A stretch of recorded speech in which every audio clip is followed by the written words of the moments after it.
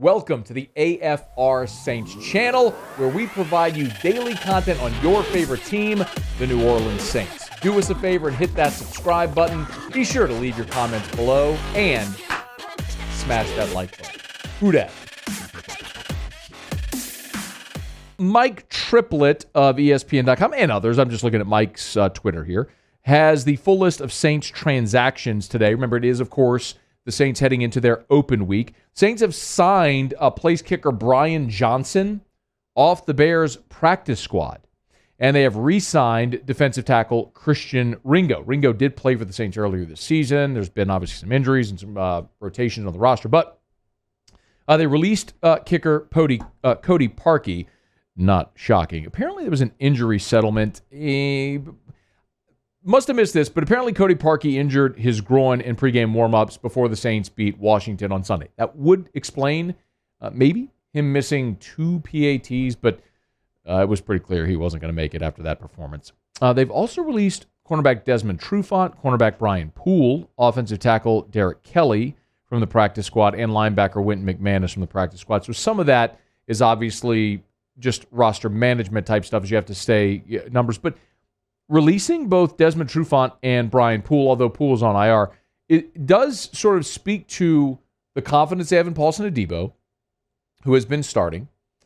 Obviously, they traded for Bradley Roby. You know Marshawn Lattimore's in place. But the other part of that is that's probably an indicator that Ken Crowley is going to come off of IR. Remember, Ken Crowley was on IR at the start of the season, and he was a guy amazingly through the start of this training camp was when we thought, seems like a lifetime ago, when we thought Marshawn Lattimore was going to be suspended, we were preparing ourselves for the likelihood that Ken Crowley and Paulson Adebo were going to be the starting outside cornerbacks. Well, obviously Lattimore has not been suspended, thankfully. Adebo has played exceptionally well. They traded for Bradley Roby, and then obviously it signed Desmond Trufant, but now, with as well as Adebo has played opposite of Marshawn Lattimore, you seem to have your starting cornerback tandem. You add Bradley Roby in the mix, and you're getting Ken Crowley back off of IR, I would presume, after the open date, meaning you don't need Desmond Trufant anymore, which is certainly an indicator that you feel good about your depth and talent there. So a couple of the transactions there for the Saints on this Tuesday of their bye week. Sean Payton did meet with reporters, and he did talk about both Bradley Roby and Paulson Adebo, which in some respects allowed that Trufant news today. And we felt when we traded for him, he was going to be a good addition for us. So, how do we get him on the field? And obviously, Paulson's playing well, but, it's a good challenge for us to sort out defensively, to keep those guys actively involved in not only the base defense, but other personnel packages. It's just, sometimes when you have the benefit of hindsight, it's amazing to think about how conversations evolve. We spent all offseason talking about cornerback, defensive tackle, wide receiver. And they seem set at cornerback. And thankfully, Paulson Adebo has played exceptionally well, and they've signed Marshawn Lattimore to an extension. Some young defensive tackles have played really good football. And we have seen Malcolm Roach and some of those guys who've rotated on the interior play very well. Peyton Turner has been a little injured, but he's played inside and out as we thought he would. Man, Shai Tuttle has played well, and you're going to get David Onyemata back. So, man, it's so interesting now that we've seen the way Paulson Adebo has played. He is a Sunday player. He's a starting Sunday player in this league. That's not even a doubt. A guy who's also making a bid for that is Pete Werner. Now, Quan Alexander, we assume, is eligible to come back, and we assume he will be back for that Seattle game. But Zach Bond got the first opportunity to start. He flopped. Pete Werner has played exceptionally well. He's doing good. He's smart. He's got good instincts. There's things that come up in a game that, he's maybe that he hadn't seen as much of at the college game. But he's one of those guys that functionally can correct a mistake and then not let it repeat. And it's good to see his progress. Sean loves them Ohio State Buckeyes, man. There ain't no doubt about that. But Pete Werner, when you start to look at this Saints 2021 draft class, if Peyton Turner stays healthy, when healthy, he has been impressive. When he's been on the field, it's been a spattering, obviously, but he has been impressive when he's been on the field. Paulson Adebo has obviously proven that he can be a starting player in this league. And Pete Werner was your second-round pick. So you went defense, man. You went Peyton Turner, Pete Werner, Paulson Adebo. Werner and Adebo are already starting for you, playing well. Peyton Turner is contributing now that he's healthy.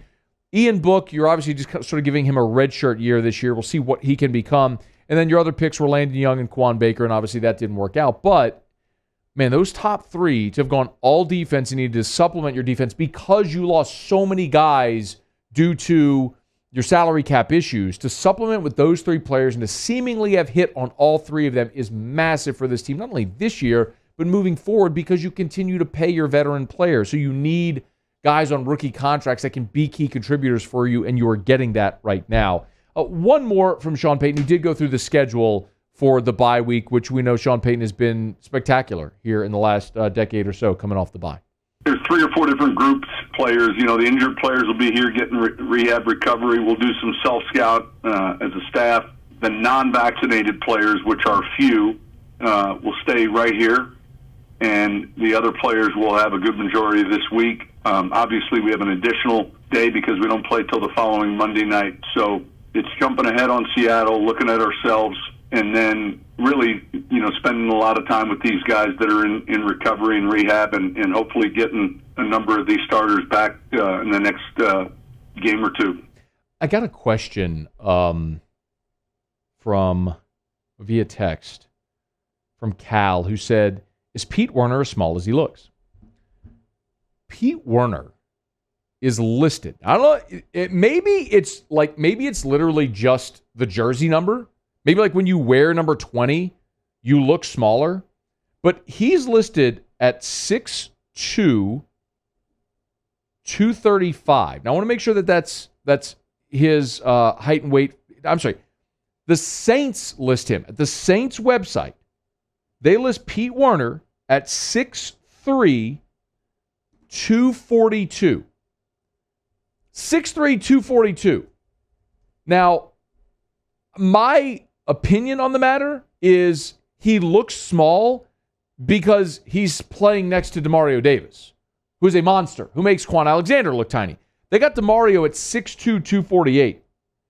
So, actually, Demario Davis is an inch shorter and 6 pounds heavier than Pete Werner. They're almost the same size, according to the Saints website, which is incredible because Demario Davis looks so much bigger. But no, Pete Werner's a big old dude running out there at will linebacker, and I'm really impressed by how he's played, how he's come along in such a short amount of time. Hey, thanks so much for watching. Please leave your comments. I love to interact, and be sure to hit the red subscribe button below.